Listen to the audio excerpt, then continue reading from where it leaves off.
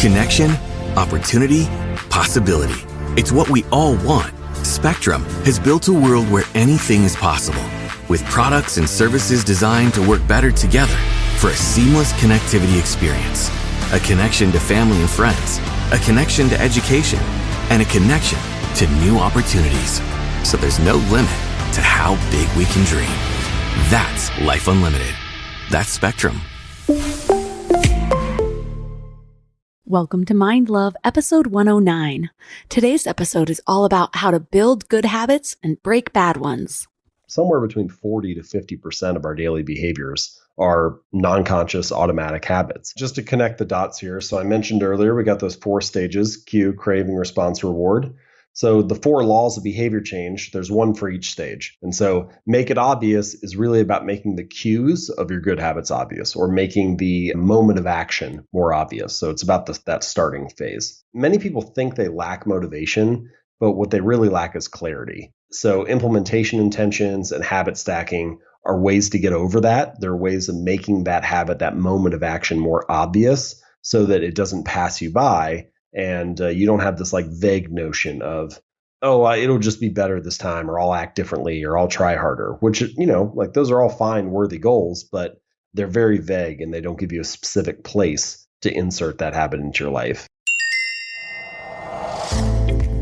Turn up your frequency with Mind Love. Bite-sized brain hacks for seekers, dreamers, and doers. It's time to give your mind a little love with your host, Melissa Monti.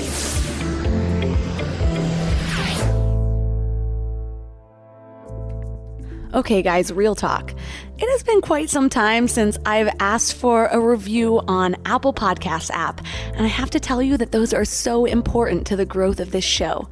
So if Mind Love has been integral in your life, if it's been helpful for you, if it's something that you love or you listen to on a regular basis, if you wouldn't mind going to the podcast app on Apple, on your iPhone, on your desktop, whatever it takes, and leave a 5-star review, it would mean the world to me.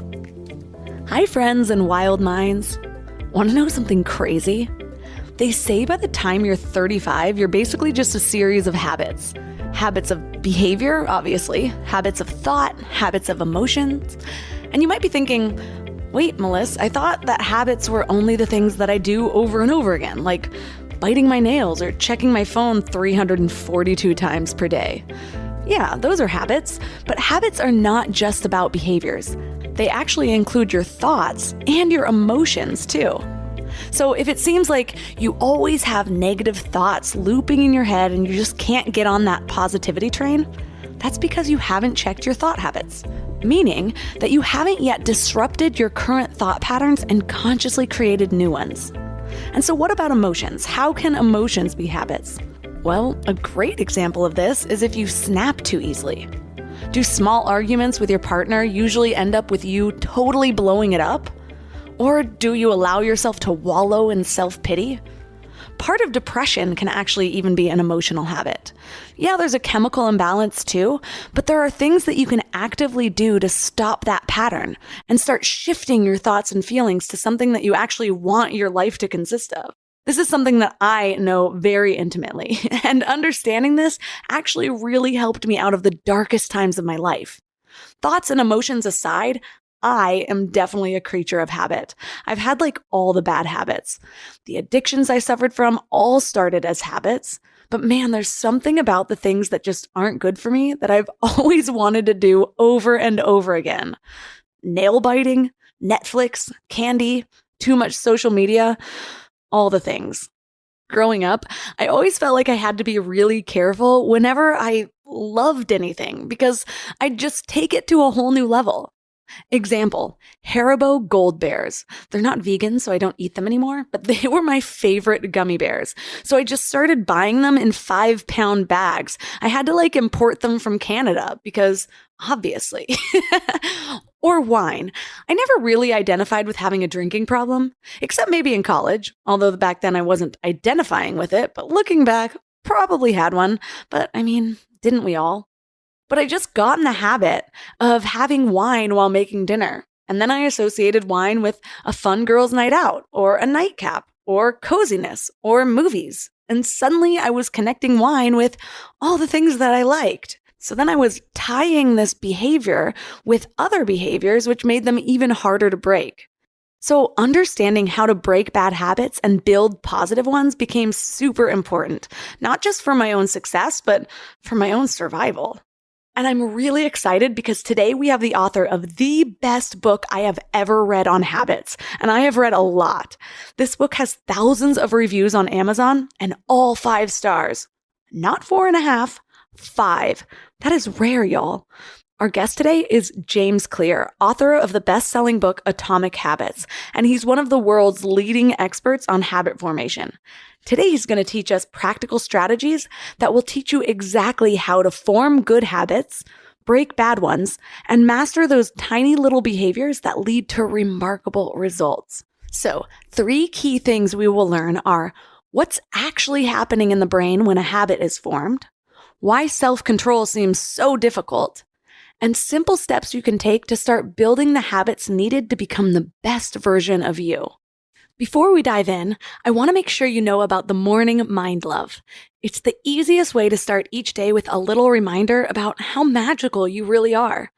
I get messages from people every single day about how the Morning Mind Love is their favorite way to start the day, or that the message that just came through is exactly what they needed to hear. Just visit mindlove.com and sign up right there on the homepage. You'll get some amazing free gifts when you do. You'll get a free guided affirmation meditation to align your subconscious with your highest self, and you'll get a really cool booklet of power lists so you can start getting clear on what you want and what really makes you happy. And it's all completely free. Just go to mindlove.com to sign up. Or if you're out and about, just text the word morning to 33777. That's morning to 33777. And now let's welcome James Clear to the show. Hi, good to talk to you. Thank you for having me. So to start out, what originally got you so interested in how to build and break habits in the first place? Well, we're all building habits all the time, whether you're thinking about it or not. If you never read Atomic Habits or never think about the topic or, investigate your own, you're still going to be building them. So I had personal experience with the topic long before I started thinking about it carefully. Most notably, I probably came to habits and sort of learning about how to build them as an athlete. So I played a variety of sports growing up and then played baseball all the way through college. And at one point during my high school career, I suffered a serious injury where I was hit in the face with a baseball bat. And it took me 8-9 months to recover and get back on the field, and really 2 or 3, maybe even 4 years before I was back performing at a high level again. And through that process, I had to build a variety of small habits. Some of it was like physical therapy and then eventually training in the gym. Other aspects were just like trying to get a sense of control over my life again. So, going to bed at the same hour every night, or preparing for class for an hour each day, or things like that. And so I practiced all those small habits, but I didn't really have a language to describe them. If you were to come up to me at that time, I would never have said like, oh, I'm just trying to get 1% better today or something like that. I was just focused on kind of doing the work. And then I had this like second entry point into the topic a few years later, where I studied science in undergrad, mostly chemistry and physics and biology, so like the physical sciences.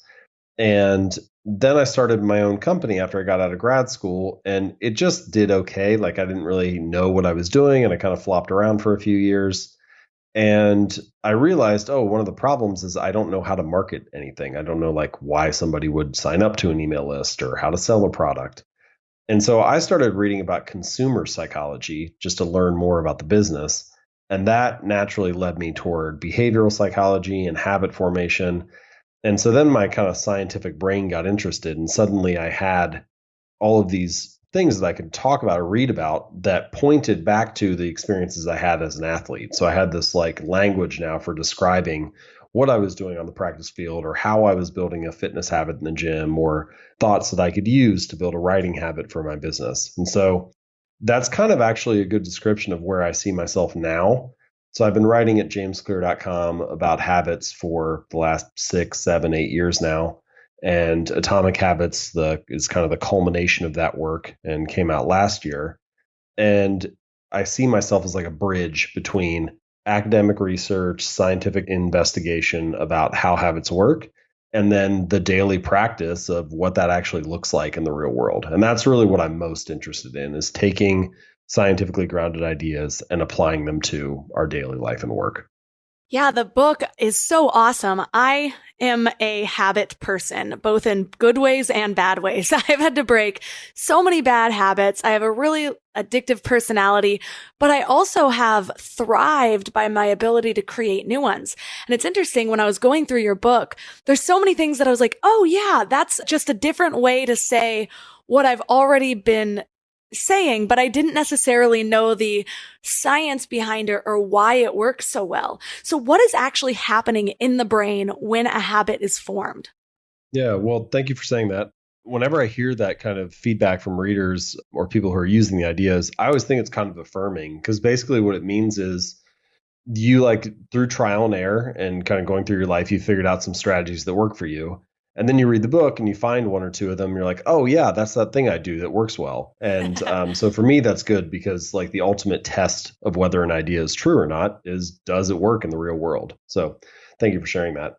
All right. So your question is, how does a habit form in the brain? What's going on there? Well, we can break this down in a lot of different ways. And sometimes people talk about various brain regions that are involved, or other people might talk about dopamine signaling and like the neurochemicals in the brain. I think any of those descriptions are actually a little bit short-sighted, or maybe a little too narrow. The truth is, the body is a complex system, and there are many, many factors that are involved as you're proceeding through a habit, as you're learning a habit, and so on. But from a high level, we can consider each habit to sort of have four basic stages. So I describe those stages of that 4-step framework in the book as cue, craving, response, and reward. Cue, craving, response, and reward. So as a quick example, you walk into a kitchen and you see a plate of cookies on the counter. That's a visual cue. Then that gets your attention, which is the purpose of the cue or the trigger. The next step is that you actually make some kind of prediction. And so in this case, you might see the cookies, cue, and then you predict, oh, those will be sweet, sugary, tasty, enjoyable. And so that prediction is actually what leads to the craving. So that's the second stage. And sometimes we use the word craving to describe habits, like, oh, I have a craving for a cigarette or a craving for a donut. But every action in life has some kind of prediction, some sort of motivational force or craving that motivates you to take action. And so we often feel like life is reactive. People are doing things and then I respond. But actually, life is maybe more predictive. Things happen and then you predict how to act in the next moment, or whether you should act on a particular opportunity, like seeing that plate of cookies and eating them. So you see the cookie, cue, you predict, oh, that'll be tasty, craving. The third step is the response. You walk over, pick it up, and take a bite. And then finally, there's the reward, which is, oh, it is in fact sweet, sugary, tasty, enjoyable. Now, not every behavior in life is rewarding. Sometimes things have a consequence, or sometimes they're just fairly neutral. But if a behavior is not rewarding, it's unlikely to become a habit, because you don't have this positive signal in your brain that says, oh, hey, that was good. You should do that again next time. When you see a similar circumstance, you should take that same action. So the first time that you go through things, like the first time you take a bite of a pancake or the first time that you taste chocolate, it's a surprise. You don't know what to expect. And so when you have that experience, there's a spike of dopamine after the action. But essentially what's going on there in the brain is you're like marking that experience. It's like your brain is saying, hey, that was good. That was enjoyable. Remember this for next time. And so then the next time you go around and you see a pancake, or you read the word pancake on a menu, or you see a chocolate bar in the aisle, dopamine actually spikes before the action, not after. And so it's like that rise in desire, that rise in craving that motivates you to repeat the habit. And the tighter that habit loop gets, the more times you've gone through those 4 stages, the more firmly embedded the habit becomes in your mind. So there's a lot going on, but that's kind of the rough picture of those 4 steps that sort of all habits, and in many ways, almost every behavior goes through those 4 stages.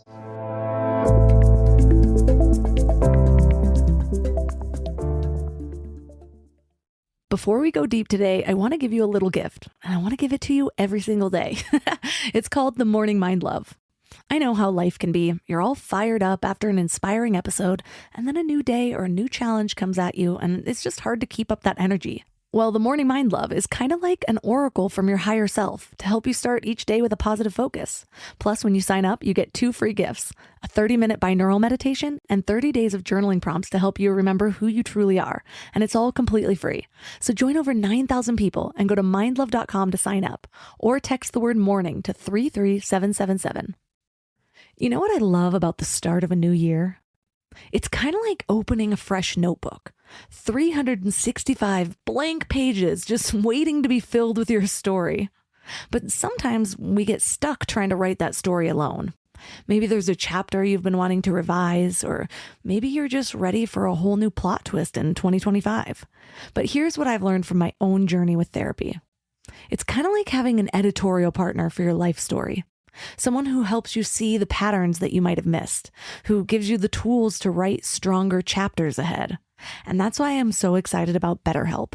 They've made therapy accessible and easy, serving over 5 million people worldwide. With over 30,000 credentialed therapists, each with different specialties, you can find someone who really gets your unique story. But what I love is how flexible it is. Everything is online, and you can easily switch therapists anytime at no extra cost until you find the perfect fit. And it's not just for people that are dealing with major challenges. Therapy can help anyone become the best version of themselves. So write your story with BetterHelp. Visit betterhelp.com/mindlove today to get 10% off your first month. That's BetterHelp, HELP.com/mindlove.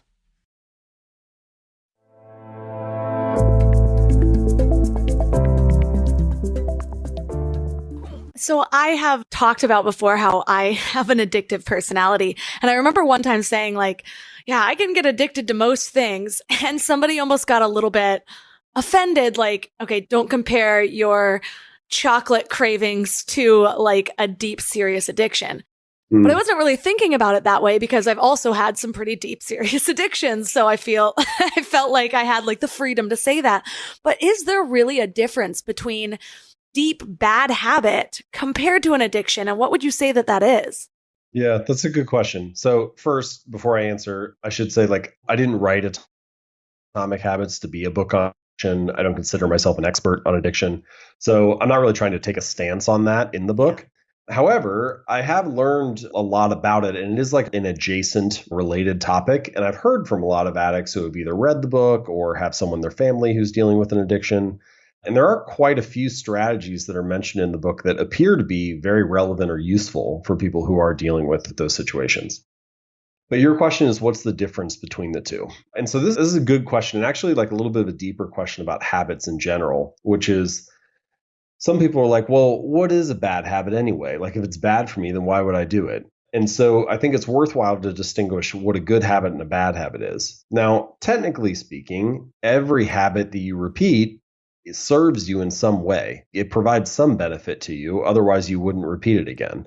And so sometimes people don't like the terms good and bad because they're like, well, all habits serve you. But I think we can put a little finer point on it and kind of distinguish them into 2 different buckets if we consider the following, which is pretty much every behavior in life produces multiple outcomes across time. And broadly speaking, we could say maybe there's like an immediate outcome and there's an ultimate outcome. And most of the time, habits that we would categorize as bad, the immediate outcome is often quite favorable. Like the immediate outcome of eating a donut is great. It tastes good. It's enjoyable. It's only the ultimate outcome, if you keep doing that for 6 months or a year, that's unfavorable.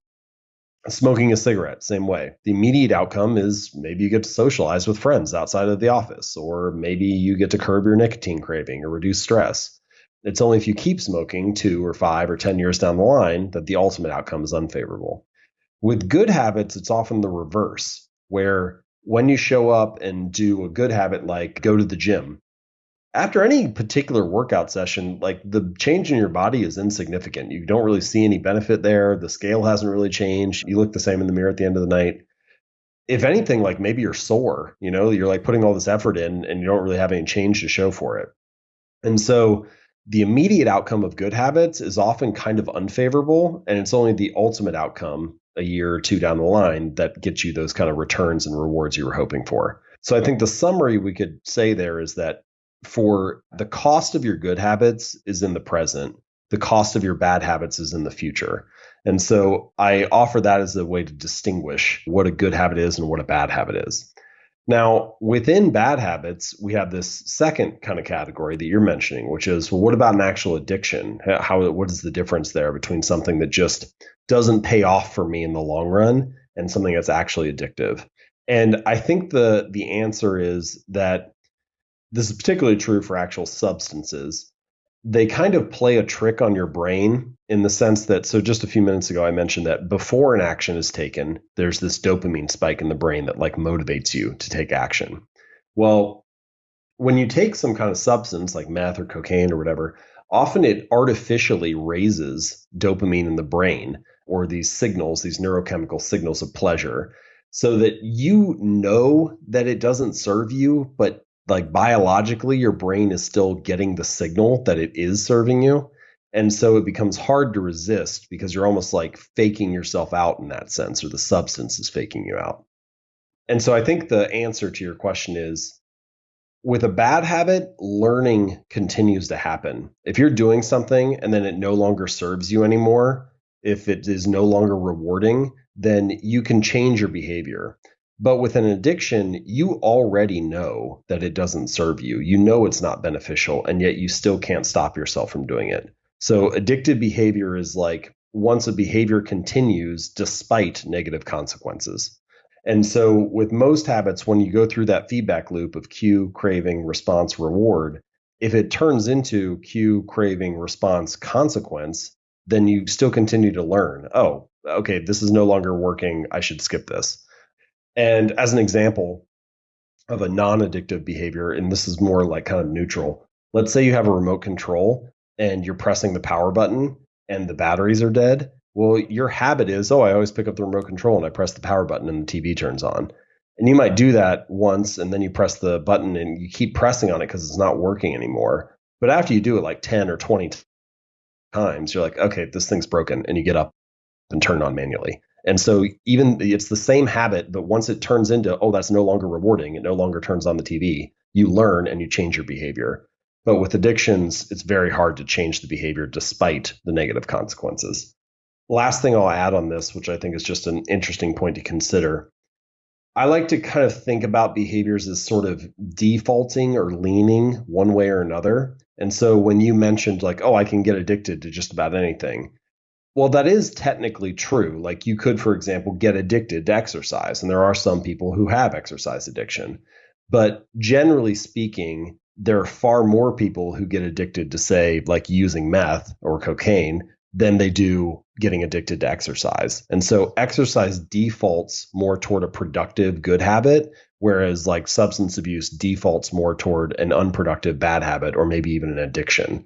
And so you can sort of like categorize different behaviors that way, where people are like, well, you know, how is too much? Like maybe I'm overdoing it with exercise. And it's like, well, maybe you are, but that's much less rare, or it's much less likely. It's much more rare that that is going to become a problem than some other behavior. Yeah, I feel like I have such an interesting perspective on it because my deepest addiction was bulimia for 10 years. And so it's interesting because it's not like some chemical substance completely, but it does a lot of the same things to the brain. And it's funny that you brought up the exercise thing because just yesterday I was talking to one of my best friends about this memory I have in middle school. I had joined a Jenny Craig with my mom and I got the flu and I couldn't go do my 30-minute workout a day. And mind you, I was like 11. So I had to like get parents' consent to go to the gym. And so I had the flu, couldn't even get up, and my mom wouldn't let me go to the gym. And I just started bawling. And I was like, wow, that's such a testament to where that like body image dysmorphia came from and how it's sort of spiraled. But it's just so interesting with food.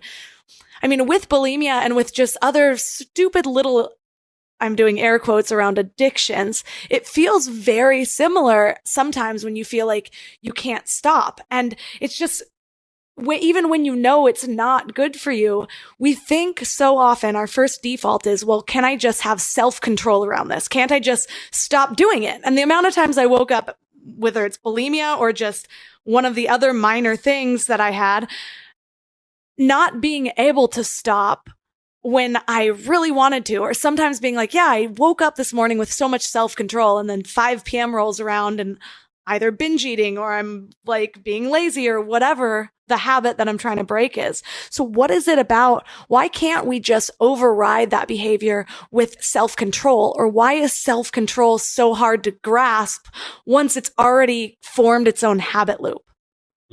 Yeah, it's a great question. And thanks for sharing your experience. I think, man, food is such a tough one because, you can live a life without cocaine or marijuana or alcohol or whatever, but like everybody has to eat. And so it's like this addiction that you're forced to face it every day, Right. Imagine if you were, you had to like, to live, you had to take a small line of Coke after you were like trying to wean off of it, Right. That's how morning started.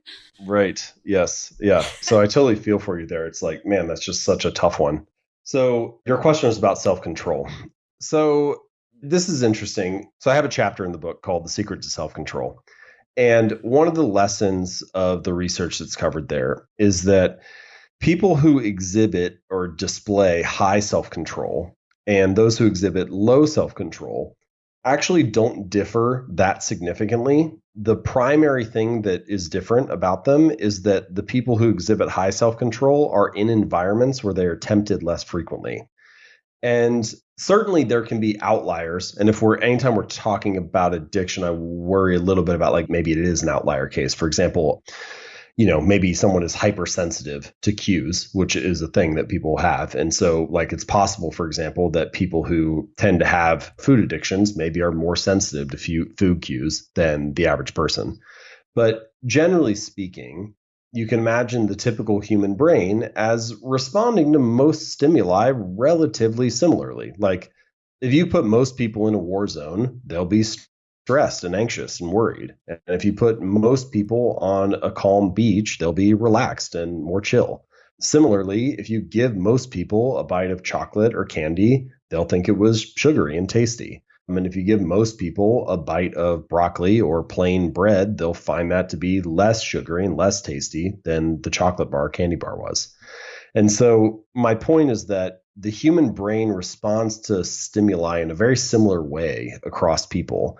And so you can imagine that, yeah, if most people are surrounded by an environment where there are 25 fast food restaurants within a 2-mile radius, they're probably going to eat more fast food. And that is true for pretty much anybody, regardless of whatever natural level of self-control they have. So the lesson or the key takeaway that I have in that chapter is that, yes, self-control and willpower and persistence and grit are very important qualities in life.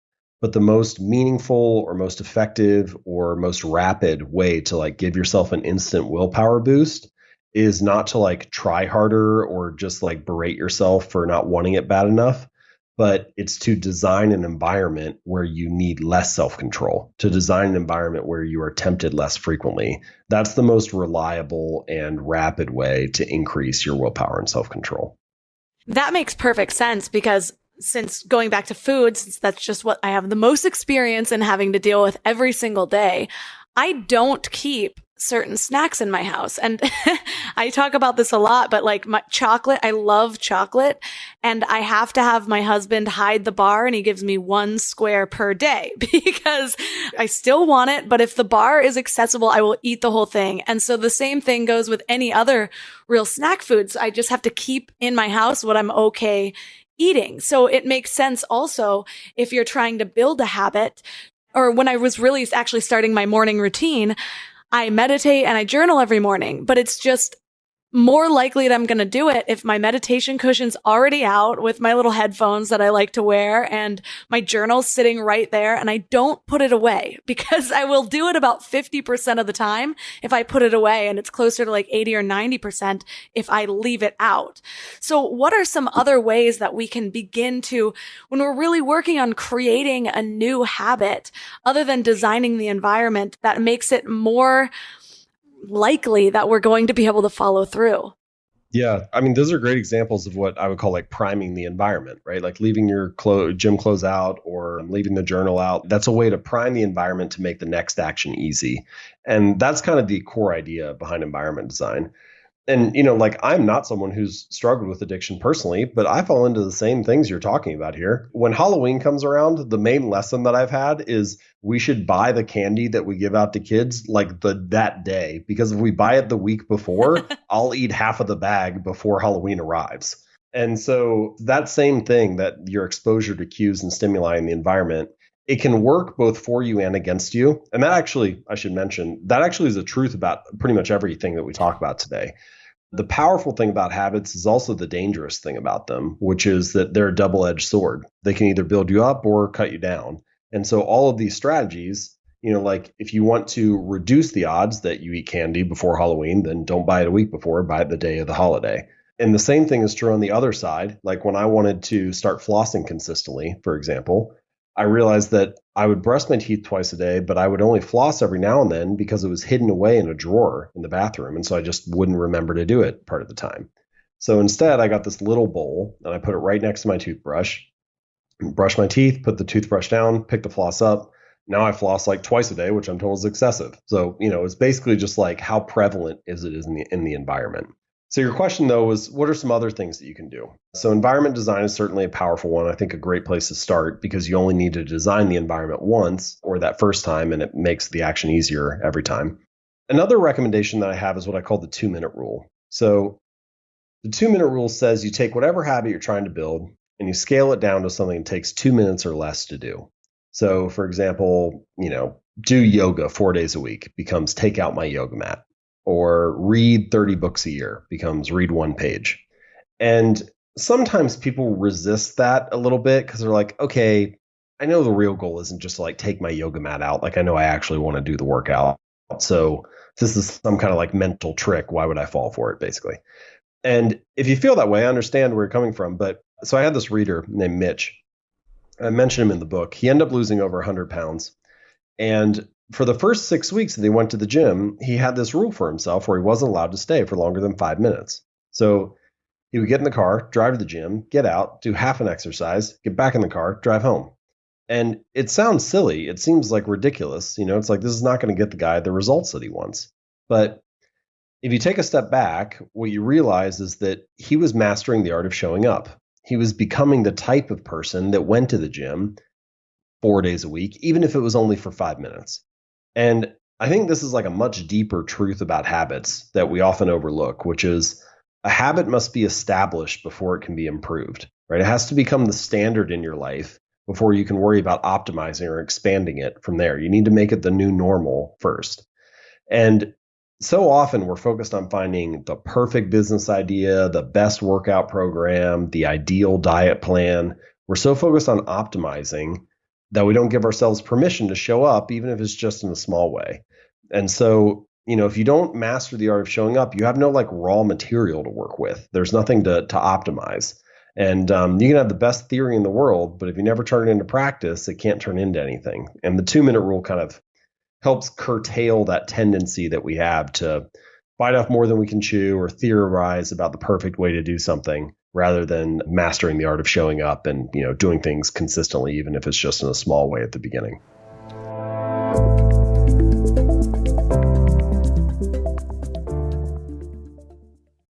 You know what's crazy? After all these years of hosting Mind Love and talking to some of the world's leading experts, one of the biggest eye-openers for me has been just how much our gut affects, well, everything. When my gut feels good, my mind feels clear, my intuition is stronger, and I just feel more balanced. And that's why I'm excited about Zoe, a science-backed nutrition company that is totally changing how we understand our gut health. They've created the most scientifically advanced at-home gut test and built the world's largest microbiome database. So when you get your results, you're not getting generic advice. You're getting insights about your body that other companies just don't have the data to provide. There's also just so much misleading health information out there. Food companies even pay influencers to promote ultra-processed foods as healthy. And that's why I love that Zoe relies purely on science. Real science. Their randomized controlled trial showed that participants were 4 times as likely to report better sleep and more energy, all thanks to the info from the largest microbiome database on the planet. So go to Zoe.com and find out what Zoe membership could do for you. And because you listen to Mind Love, you can use the exclusive code MindLove10 to get 10% off membership. As a Zoe member, you'll get an at-home test kit and personalized nutrition program to help you make smarter food choices that support your gut. That's Zoe.com. Use MindLove10 at checkout. Trust your gut. Trust Zoe. Shop now at the Home Depot and get up to 35% off select appliances. Plus, save up to an extra $400 on select appliances like Frigidaire. From the stainless steel French door refrigerator with crisp steel drawers to keep produce fresh longer, to the 5-burner electric range that lets you cook more at once and get meals on the table faster. Right now, get up to 35% off select appliances like Frigidaire. The Home Depot. How doers get more done. Pricing valid January 9th through January 29th. U.S. only. See store online for details and minimum purchase required.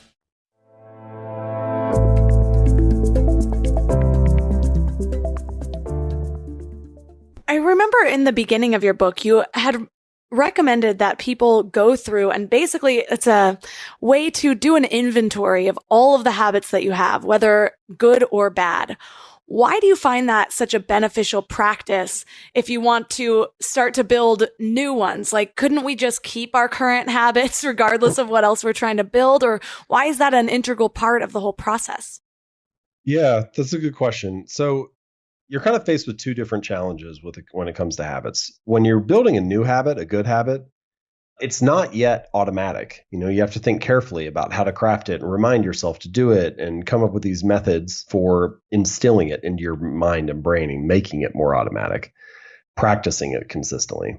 But for breaking a bad habit, it's a very different situation. You're not trying to remind yourself of it. You're already doing it automatically. And once a habit gets ingrained, once it becomes part of your daily routine, you are more or less doing it on autopilot. And so in many cases, we're performing actions without even really consciously thinking about them. We're kind of going through life on autopilot, maybe depending on what study you look at, somewhere between 40 to 50% of our daily behaviors are non-conscious automatic habits. So the purpose of this task or this exercise that you mentioned is what I call the habit scorecard. And basically, from the very beginning of your day, you just write down in as granular of detail as you can remember each habit that you perform. So it's like I wake up, I turn off my alarm, I make my bed, I walk over to the shower, I take a shower, I go to the bathroom, I brush my teeth, et cetera, like all the way through your day.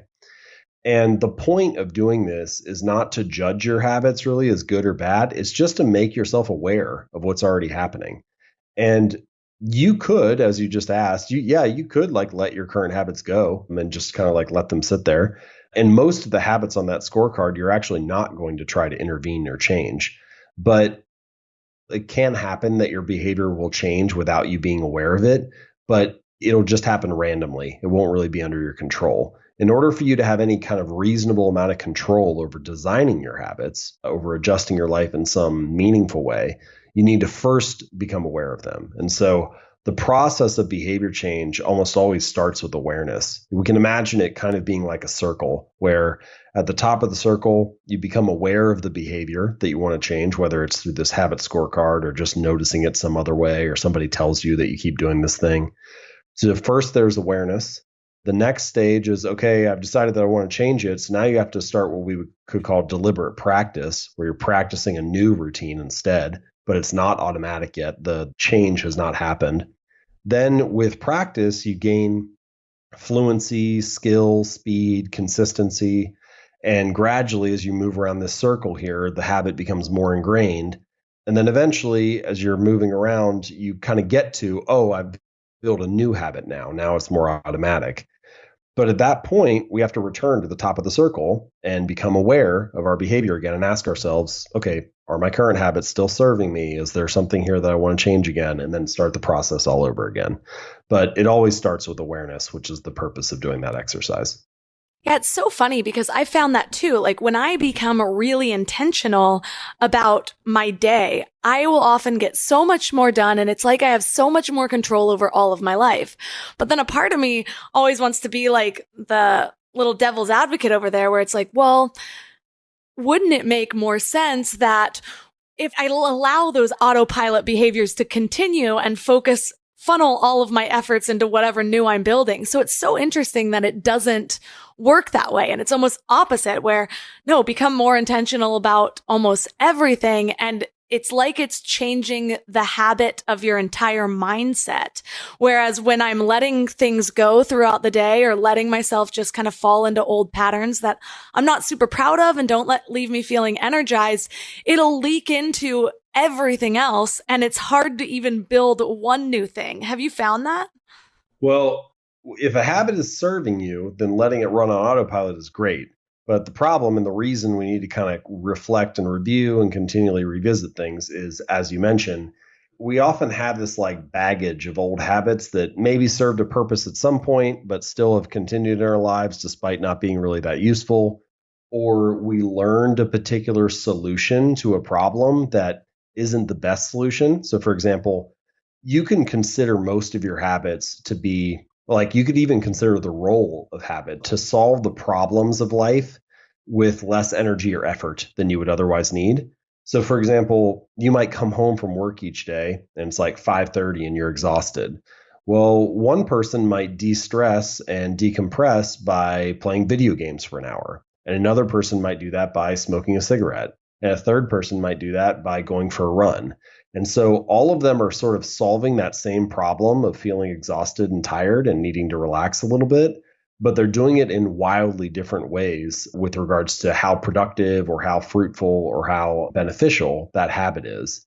And so we all have stuff like that. We all have habits like that we've picked up and they served a purpose and they like are technically, yeah, they're solving the problem we're facing, but maybe it's not the healthiest way to do that or the most productive way to do that. I think the benefit of kind of revisiting this and becoming aware of it is that you can start to identify some of those weak points. And then maybe that's a good place to intervene and maybe insert a more healthy routine that solves the same problem. So in your book, Atomic Habits, you've broken down the process of creating a good habit into basically 4 parts. Make it obvious, make it attractive, make it easy, and make it satisfying. And so the obvious one, the first step, we've covered a couple of those. Becoming aware of your current habits and really designing your environment. So, doing that new action starts to become more obvious in your life. What other ways can we make a new habit more obvious in our life? Yeah. So just to connect the dots here. So I mentioned earlier, we got those 4 stages: cue, craving, response, reward. So the 4 laws of behavior change, there's one for each stage. And so make it obvious is really about making the cues of your good habits obvious or making the moment of action more obvious. So it's about that starting phase. So you already mentioned environment design. Another strategy that we can use is what scientists and researchers call an implementation intention. And so basically, you state your intention to implement a particular behavior. And usually what that looks like is you fill out a sentence that says something like, I will exercise at 5 p.m. on Monday at this gym. And so it's like time, location, and date. So I will do it at this time, on this day, in this place. And there are hundreds of studies on implementation intentions. People have used them to build habits for everything from going to the polls to vote, to getting a flu shot, to exercising, to recycling more. Some people have even used them to quit smoking. So the core lesson is it sounds simple, but if you make an explicit plan for when and where to implement a behavior, you're 2 to 3 times more likely to follow through. And so that can be an effective way to make it more obvious in your mind when and where to act. One thing that's been really helpful to me around implementation intentions is to also have a backup plan in case something goes awry. Because so often I feel like we'll say like, okay, well, I'm going to do this every morning. And then we fall off the bandwagon like once or twice and we're like, oh, I already lost the habit. And like somehow think all of our effort before was a wash because we missed a few days. So do you ever do that where I call it my oh shit plan when like, okay, I couldn't do this on this day. So what am I going to do instead? Like move the journaling activity to nighttime or something along those lines. Yeah, I love that you brought that up. It's a really great point. Having an if-then plan or a failure plan or backup plan or whatever we want to call it, it's a really valuable thing to have because the truth is, everybody gets busy. Life will come for all of us. There are emergencies and things that creep in. Maybe you just have a crazy week of work, whatever it is. You got to take care of your kids, have to do something for your parents, all kinds of stuff can throw you off course. And so having a plan for that is crucial. The philosophy that I like to keep in mind, just generally speaking, is never miss twice. So, if I fall off course with a habit, well, I wish that hadn't happened, but never miss twice. So let me make sure the next meal is a healthy one, or I get back in the gym tomorrow morning, or I make sure that I put all my energy toward publishing an article the next week, or whatever it is, whatever the frequency or pace or habit is. And we all sort of implicitly know this, but it's almost never the first mistake that ruins you. It's like the spiral of repeated mistakes that follows. And so the real problem isn't like missing once. It's like letting that slip up or letting that mistake turn into a new habit. And so if you can cut that off at the source by having some kind of backup plan, then, you get to the end of the year and that those mistakes are just a little blip on the radar. But I think everybody will experience failure or have their schedule upset at some point. And so having a plan for managing that, I think, is a really great idea. So I know we're definitely not going to be able to get to every single tip around the habits because the whole book is just so actionable. I read Power of Habit, which was really great as well. But this one, it's like it grounds all those concepts into a really easy thing to just start taking them and say, okay, this is how I'm going to do this. This is how I'm going to do that. So by the way, thank you so much for putting it all together because it's been so helpful for me already. But I definitely still want to touch on habit stacking though, because that's another one of those that has already made a really big difference. Can you go into the details of what that is? Yeah, so habit stacking is sort of like a specialized version of the implementation intention idea that we mentioned a minute ago.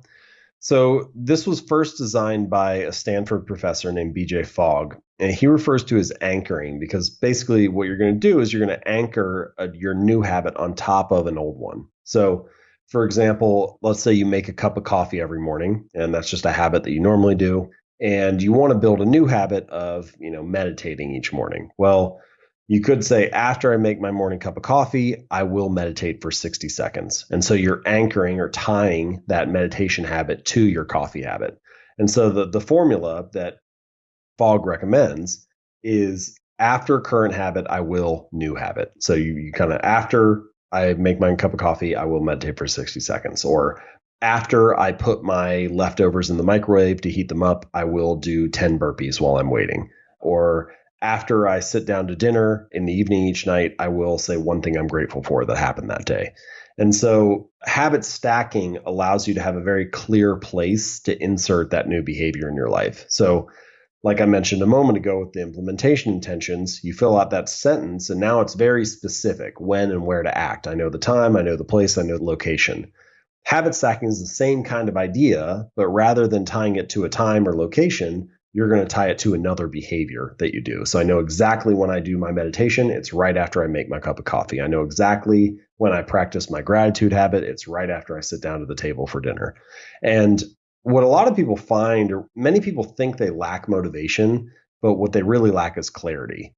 And so implementation intentions and habit stacking are ways to get over that. They're ways of making that habit, that moment of action, more obvious so that it doesn't pass you by. And you don't have this like vague notion of, it'll just be better this time, or I'll act differently, or I'll try harder, which, like those are all fine, worthy goals, but they're very vague and they don't give you a specific place to insert that habit into your life. And so habit stacking is a good way to do that.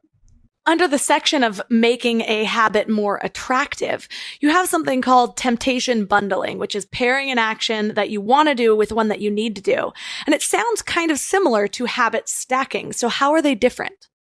Well, so habit stacking, two separate habits, and you're linking them together. So you're kind of reminding yourself when you want to do the behavior. Temptation bundling is just one habit. But what you're going to do is you're going to layer it or add something on that is also really enjoyable to you. So habit stacking is about remembering when to do that new behavior or finding a space for it in your life. Temptation bundling is about making the new behavior more enjoyable, about pairing it with something that you really like. So for example, the researcher who came up with the term temptation bundling is Katie Milkman. And when she was toying with this idea, she was reading the Hunger Games trilogy. And she was really into the books, but she knew that she needed to be working out more often. And so The rule, the temptation bundle that she created for herself was, I'm allowed to read the book, but only if I'm on the treadmill at the gym. And so she took the thing that she needed to do, running on the treadmill, and paired it with something that she wanted to do, reading the book. And so she made that process or that action of running more enjoyable because of that. And there are a bunch of examples of this, right? Like, if cooking is kind of a hassle for you, but it'd be better if you made meals each night and it would be more healthy, then, you could find a podcast that you really love and you're only allowed to listen to that podcast while you're cooking your own dinner. Or if you have a bunch of overdue work emails that you need to process, but you don't really want to do it, but you enjoy getting pedicures, you could allow yourself to only get a pedicure if you're processing overdue work email. So you pair that thing that you enjoy with something that you need to do. I actually did that recently with wine. I was only allowed to drink wine while I was cooking my own dinner. And it was great because then there was a cutoff time and it felt more productive rather than sitting down to watch a show. And then I used to always be trying to time my wine ending with the show ending. And then if there was more show, I'd pour more wine. And if there was more wine, I'd watch more show. It was just this downward spiral. So I had to do something and it worked really well. Another thing that I thought was really notable under making a habit attractive is joining a culture where your desired behavior is the normal behavior. And that is a huge difference I've seen in my own life, where I've talked a lot on this show about kind of upgrading my friends in a way. I used to party a lot and now I'm on a success path. And so I've re-surrounded myself with people that are way more productive than my old people. So why is it that is so kind of profound in how we want to create our own lives, is just watching other people do it? Yeah. The social environment, we've talked about the physical environment a little bit already.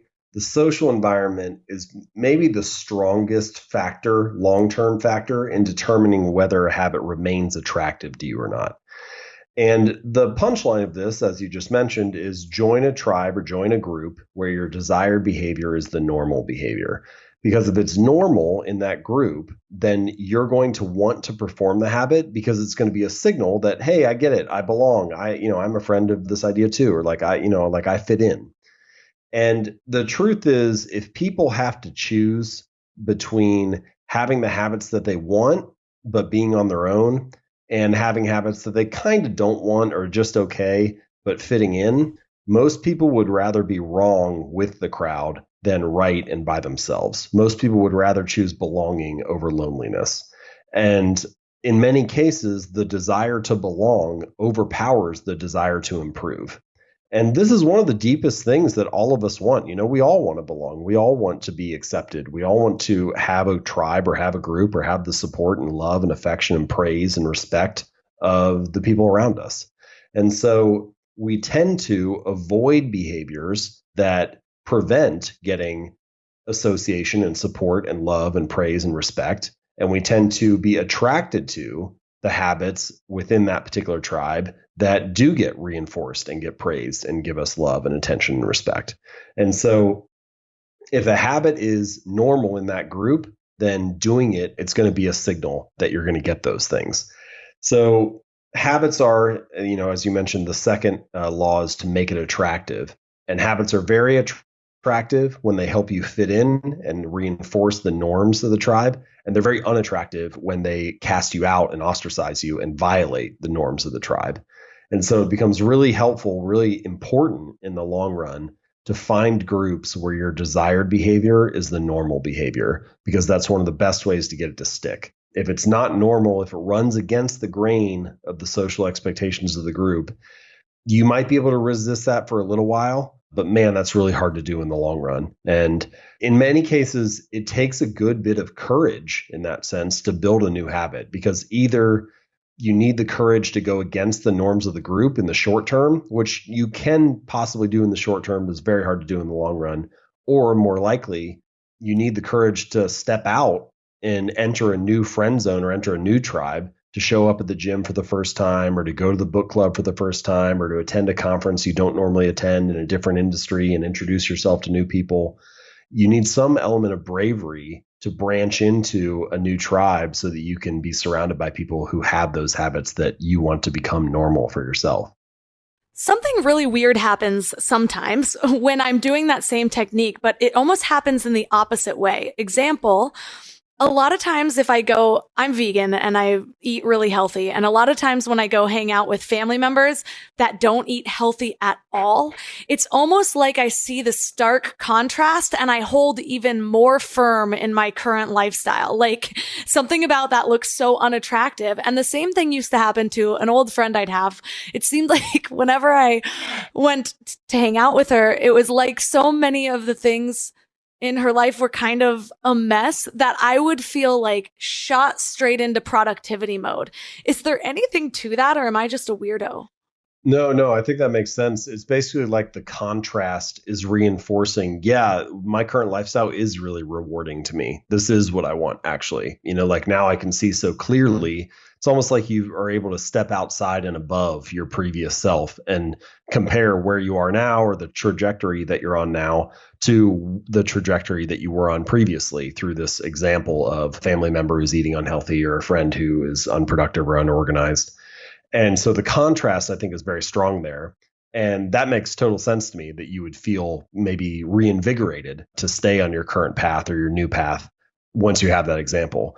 The key difference, I think, is that you're not living permanently with that family member or living permanently with that friend. And if you were surrounded by them constantly, then all of a sudden you're in a tribe where your desired behavior is not the normal behavior. It would probably become much harder to stick to the habits if you're around them all the time than if you just see them intermittently, and it provides a point of contrast to reinforce the standard lifestyle that you do have. Right. That makes perfect sense. And I've totally seen that reflected in my own life where there were certain things that I thought I'd never do or was repulsed by different people doing it. And then if it's around too long, slowly but surely, it just kind of chips away at me and suddenly it's not such a big deal. So I get that. Another tip that I found interesting. So for listeners out there, there's a lot that, again, we're not going to be able to cover, but I want to highlight some of the ones that I haven't heard quite as much. So we're going to skip over like habit streaks and things that you might have heard in a Seinfeld episode and go straight to the one that says make doing nothing enjoyable. When avoiding a bad habit, design a way to see the benefits. Can you expand on that one a little bit? So we have this whole category of habits that I think we could call habits of avoidance. So like don't watch TV or don't drink alcohol or, don't spend money on Amazon for 24 hours, things like that. And the challenge of any habit of avoidance is that there isn't really any outcome. So remember, I mentioned those 4 stages. You've got cue, craving, response, and then finally there's a reward. Well, what is the reward of just not doing something? The reward of not buying money or not buying something on Amazon, or the reward of not drinking a glass of wine, the reward of not playing video games today. It's not really that behavior, that resistance is not rewarding. It just you're just left with sitting there with the craving. Oh, I feel like purchasing something or I feel like playing a video game, but I don't get to do it. And so the more effective strategy, I think, is to try to find a way to invert that a little bit or give yourself some benefit of doing nothing. So as you mentioned, to make doing nothing more rewarding. So here's an example. I have a reader who he and his wife decided that they wanted to spend less money eating out at restaurants and they should probably stay at home and cook more. But again, whenever you don't eat out at a restaurant, that's like, oh, we're just avoiding going out tonight, but that doesn't really feel that rewarding to us. So instead, what they did was anytime they would pass on going out to eat, they would take $50 and they put it into a savings account. They transferred over right then on the computer. And they labeled that savings account trip to Europe. And so each time that they didn't go out to eat, now suddenly they did have the positive signal of saving for the trip to Europe. And then at the end of the year, they put all that money toward the vacation. And so you can do the same kind of thing, right? It doesn't have to be a big vacation. It could be buy a leather jacket or, purchase some tickets to a show or whatever it is that's rewarding to you. But the point is that by giving yourself something small that you're working toward there, and this is the crucial part, an immediate signal that you're moving toward that beneficial thing, now suddenly it becomes more rewarding to do nothing and ignore the less productive or less healthy option. Let me know if this is an example of that as well, because it's something that worked really well for me when I was cutting back on drinking. And I'm using drinking a lot and as an example in this episode, because for me, I had very much created wine as a habit. I don't feel like it was an addiction for me, but it was just like my little reward at the end of the night. And I had built so many cues around it of it being like the reward for the end of the day that I was like, okay, I've got to uncouple some of these things. And so one of the ways that I did that though was at the end of the night when I felt like I wanted the little reward of a glass of wine, I started to allow myself to buy some fancy healthy drink like a turmeric latte or like a CBD soda or something like that I normally wouldn't want to spend the money on. And so it was more of like a replacement method of a previous reward. So I still felt like I was getting something good and beneficial by not doing what I was just doing. Is that an example of that technique? Yeah, so it's slightly different, but it's a great example of like a replacement habit, which can be a very effective way to curtail, a negative or bad behavior. And anytime that you can find a more healthy option, your example is maybe a little more sexy and interesting to people, but like my example here is we used to get these chocolate bars and we'd keep them in the pantry in the kitchen. And I loved them. I thought they were great. So I would you could break them into little squares, but basically every time I walked in there, I would take one or two. And so, I'd end up eating like 8 or 12 squares of chocolate a day. Same. Yeah. So, it ends up being like, okay, this is probably more than what you want. So instead, I found these protein bars, which sound kind of gross, as they're called pure protein, but actually they're very chocolatey. And so they're really tasty to me. And the macro profile, the proteins, carbs, and fats on them is way, way, way healthier than eating a chocolate bar. And so I swapped getting the chocolate bar for buying those protein bars. And so I would still get the chocolatey taste that I wanted, but I was eating something that was much more healthy than pounding, 12 squares of chocolate a day. So when it comes to breaking a bad habit, you had mentioned earlier in this interview that most of it is just creating the inverse of the other tips. So make it invisible, make it unattractive, make it difficult, and make it unsatisfying. In your research, what have you found to be more difficult, building a new habit or breaking an old one? Oh, yeah, it's a good question. It doesn't really have a good answer because it depends on the complexity of the habit. Something really simple that you want to do, like if you want to build a good habit, something simple could be like drinking a glass of water at lunch. And building the habit of drinking a glass of water every day, that's going to be way easier than like trying to break the bad habit of quitting smoking. Or on the inverse, something you could consider a bad habit to be, like I mentioned earlier, not flossing your teeth consistently.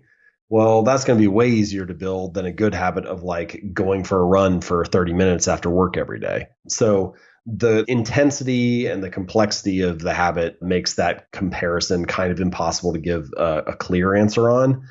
But assuming that you have two habits that are of relatively equal difficulty or complexity, and we could debate that might even be hard to measure, but let's say that we have that, probably breaking a bad one is probably going to be harder simply for the reason that it's already automatic, that it's already the default. Now, sometimes, though, you can be surprised, especially if it's not like a true addiction or something. You can be surprised by how easy it is, how simple it is to break a bad habit, how little you need to do to like remove that behavior from your life. So, for example, I used to check Facebook on my phone a lot, but I just went ahead and deleted the app, and I like never check it now. Which sounds so like basic, but it was like, well, why don't you just download it again? It's like, well, I never really wanted to check it. I just did it because it was really easy. I could just tap a button. And then as soon as it had a little bit of friction where I had to wait for a minute to download the app, I was like, I don't really care that much. And so that type of thing can happen a lot. Another example that's not a digital one. If I buy beer and I put it in the front of the fridge, like in the door or on a shelf that's like highly visible, I might grab one and like drink it each night at dinner just because it's there. But if I take it and I put it like in the bottom of the fridge or all the way in the back underneath stuff where I like can't really see it, it's tucked back behind there, it's out of sight, it'll sit there for like a month or two and I won't take one out. I'm still like, well, did I want it or not? Like on the one hand, I wanted it bad enough to like pull one out each night. But on the other hand, I never wanted it bad enough to even like lean down and reach and get it from the bottom shelf. And there are a lot of behaviors. Again, this is not like a solution for a true addiction or something like that. But man, there are a lot of behaviors that we do just out of convenience. And if you increase the difficulty of them, if you make them much less convenient or less obvious, then you'll find that they often fade away in a surprising fashion. I totally agree with that. I did a whole I almost said binge, media detox. And just the simple techniques, like that's why I love this app called Forest. It's basically an app that plants a tree when you have it open. And so the whole thing is the tree dies if you exit the app. And it's crazy the amount of times that I turned it over and it was just this extra cue, like, wait, I'm going to have to kill this tree if I'm going to do anything else. And it would snap me kind of out of this really robotic ritual that I had. Half the time I didn't even know why I was picking up my phone. So much of this, like we started this interview about developing that awareness and how that really comes down to it. So anything that you can do to just add a little bit of interference or friction between you and that habit that you're trying to break can be so helpful. Is there anything that you had found really helpful in all of your research that we were not yet able to cover? Well, we covered a lot of ground. So just to summarize, we talked about, environment design, changing the physical environment, talked about the 2-minute rule, making your habits as easy as possible to start, talked about the social environment and the importance of belonging and, getting habits to stick by finding a community where your desired behavior is a normal behavior. We've talked about breaking bad habits and kind of inverting some of those processes. So you have like a lot to kind of work with there.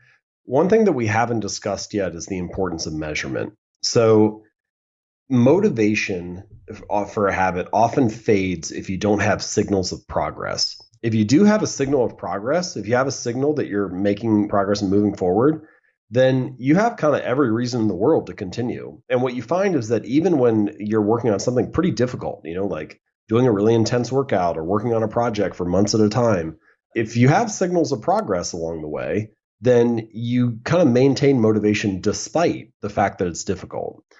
It's when measurement is slow, when it's vague, ambiguous, invisible, opaque, delayed. When measurement has those qualities, we don't have any signals of progress. And so the point that I want to make here is that when you think about your habits and you think about what you're trying to optimize for in your life, ask yourself, what is a measurement? What is a form of measurement that has the speed or the pace that I need to stay motivated? So, for example, losing weight is a very common habit that people want to, a common result people want to achieve. And so exercise habits and things like that, dieting, are very common habits that people want to build. And often people will use the number on the scale as the measurement for that habit.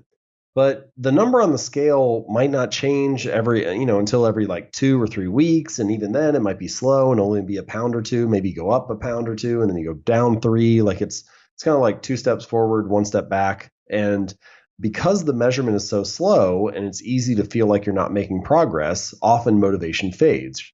You're like, I'm putting all this work in, but I still don't see a change in my body. Why am I bothering? So instead, if you can switch the measurement and, for example, like use a habit tracker, like my dad, he likes to swim.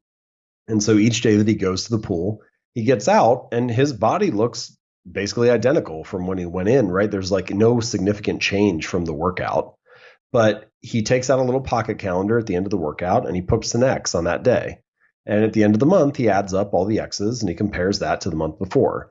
And so that little habit tracker, it's a small thing, but it gives him a signal of progress in the moment. No, his body hasn't changed yet. No, he hasn't seen the long-term rewards of what he's working toward yet. But he does have some signal of progress with that little X and he's moving forward.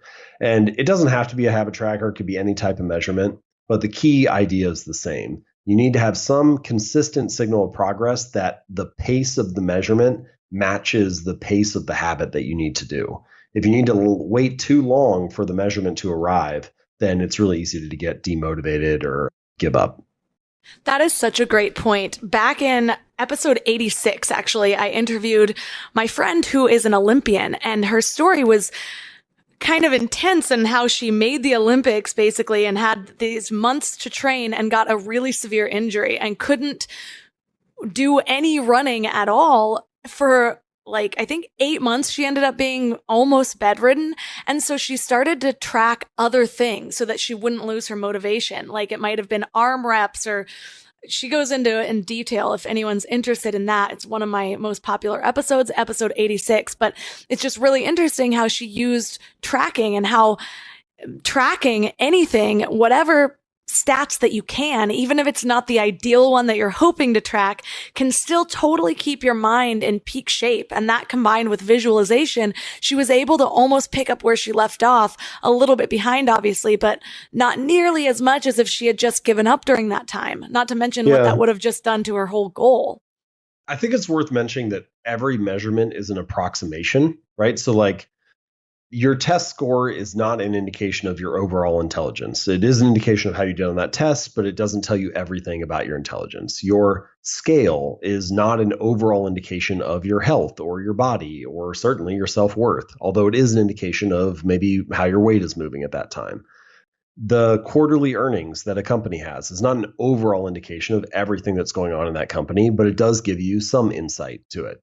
And so the point I'm getting at here is that every measurement is an approximation. And so you just want to choose a measurement that kind of has you directionally moving on the right trajectory, that something that keeps you motivated to keep doing the thing you need to do that ultimately serves you. So in the case of your friend, she couldn't do a lot of the things that she normally did, but she found a new form of measurement that was still directionally accurate, that was still an accurate approximation, and got her moving in the right direction and, doing the things that she needed to do to bounce back. So in that sense, I think we should always view measurement as a tool and not a target, or as a tool and not an indication of your self-worth or the overall goal, or whether you're succeeding or failing, although it can give you insights or give you another data point to possibly determine if you're succeeding or failing.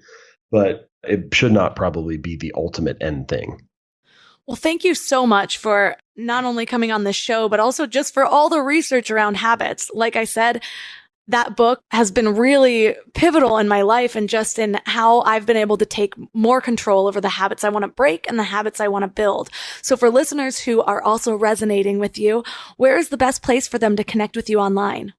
Yeah, well, thank you for the opportunity. If you'd like to learn more about the book, you can check it out at atomichabits.com. And then you can find all of my work at jamesclear.com. And if you click on articles, you can sort of see they're organized by category and you can dive into whatever's interesting to you.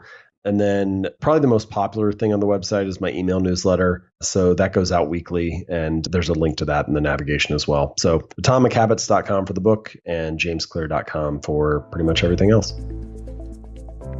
So if you want to grab a copy of Atomic Habits for yourself or visit James Clear's website, go to mindlove.com/109.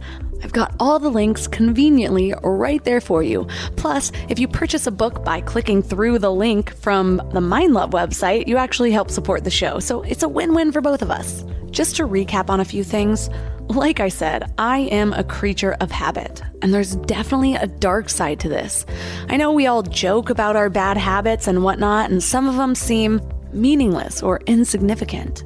But I got to a point in my life where I was so overwrought with all of my bad habits that I felt like I had totally lost freedom in my life. I felt like I was just destined to do these things that were totally self-sabotaging to me. Even something as simple as nail biting, I was so ashamed to show my hands. It's something I still have to work on today, but I'm so much better at it than I used to be. I used to bite my nails down to the nail bed, and they were hideous and they hurt, especially for some reason whenever I would do laundry. I'd be like trying to grab the laundry out of the washer, and something about that was so painful on my super short, super ugly nails. So habits are this thing that can just overtake your life. You realize you've been doing the same thing over and over again, and you've been digging yourself a deeper and deeper hole. You don't feel like you have control over your next action because it's predestined for you. It's pretty terrible. So figuring out how you can identify the habits that you want to break at first can feel a little intimidating because it can be really hard to see the light at the end of the tunnel. But I'm here to tell you that there is one. And not only that, you can actually start to build habits that attribute to the best version of you, to your success, to your dreams. And that's where the magic really happens. Suddenly you realize, wow, I just consistently do the things that I used to wish I did. Things that used to be a pipe dream. And now I'm building a new version of me. I'm building the life that I really love. So this is something that's so important to not only understand, but master. So I'd love to hear, what habits are you currently working on? What's really a struggle for you? Where do you still need help? Connect with me on Instagram at mindlovemelissa and let me know, and I'll see if I can throw some tips your way. Also, to reiterate my ask from the beginning of this episode, it's something that I'm working on. I've never been really great at asking for things that I want or need or things that would benefit me. So, like I said before, it would mean so much to me if you left a 5-star review on the Apple Podcast app. Those reviews help the show climb in the charts. They help other people understand what the podcast is about and how it can possibly help them. And honestly, I just really love reading them. Every time I get a new review, I feel like I'm glowing inside, and it makes all the hard work so worth it. So I love each and every one of you. I hope you're being easy on yourself this holiday season, remembering self-care comes first, even before all the presents. And as always, thanks for giving your mind a little love today, and I'll see you next week. Thanks for tuning into Your Higher Frequency with Mind Love. Head to mindlove.com for a free gift to keep your vibes up until next week.